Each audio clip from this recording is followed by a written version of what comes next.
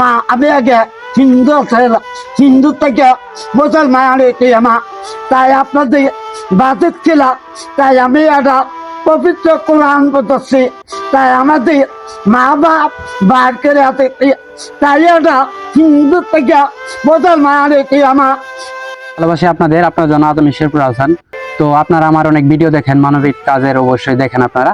তো বিষয়টা হচ্ছে যে একটা মুরব্বী আছে আমাদের এলাকায়, আর সবচেয়ে বড় কথা হচ্ছে তিনি যেভাবে কথাগুলো বলে সেই কথাগুলো কিন্তু আপনাদেরকে এখন শোনাবে। আর সবচেয়ে বড় কথা হচ্ছে মানবিক কাজের জন্য আপনারা সঙ্গে থাকবেন, মানবতার কাজগুলো কিন্তু আমাদের বেঁচে থাকবে। আর মুরব্বী কিন্তু আসলে আগে ছিল হিন্দু ছিলেন না, তারপরে মুসলমান হয়েছে। আপনি যেভাবে কথাগুলো বললেন এইভাবে বলেন একটু। আমি আগে হিন্দু আসছিলাম, হিন্দু থেকে মুসলমান হয়েছি, মুসলমানে আমি মাদ্রাসায় লেখাপড়া করতেছি, মা বাপ বাড়িতে রাখতেছি, আমাদের মা বাপ নাই, আপনার দর্শক সাহায্য তুলে কারিয়ানা পড়তেছি। জি। তো আসলে আপনি কত বছর আগে হিন্দু থেকে মুসলমান হয়েছেন? 2009। 2009 জি। যখন হিন্দু থেকে মুসলমান হয়েছেন তখন আপনার পরিবার আপনাকে বাইরে করে দিয়েছে বাড়ি থেকে? মা বাইরে করে দিয়েছে, আপনার ভাই নাই, বোন নাই? ভাই নাই, আর বোন নাই, ভাইও নাই, শুধু মা করে আমি একাই। জি। তো আপনার বাসাটা কোথায়? বাসা ছিল হালুয়া থাকে না, বাজেট ছিল মাদ্রাসায় কারিয়ানা পড়তেছি। এইভাবে কত টাকা উঠে? চাউল কিরম উঠে আপনার? চাল তেমন 10 কেজি 12 কেজি এরকম ভাবে, এরকম ভাবে উঠে? জি। ওটাই দেয় আমি আমার আর কি কাপড় চোয়া করি।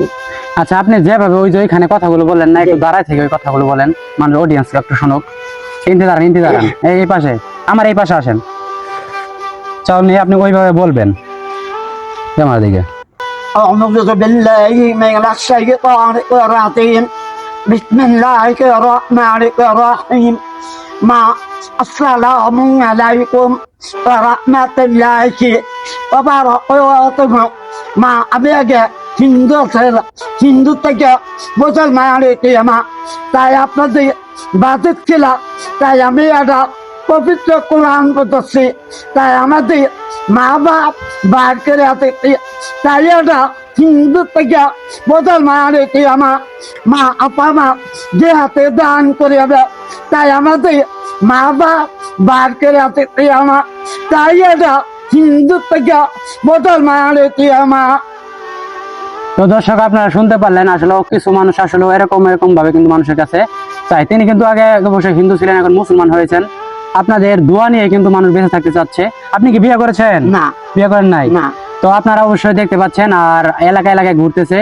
আর আমার পক্ষ থেকে আপনাকে আমি কিছু টাকা দিচ্ছি, আপনি আমার জন্য দোয়া করবেন, আর ইফতার করবেন। আজকে ইফতারের পর আমার জন্য দোয়া করবেন। হ্যাঁ, আর কিছু বলার আছে আপনার? না।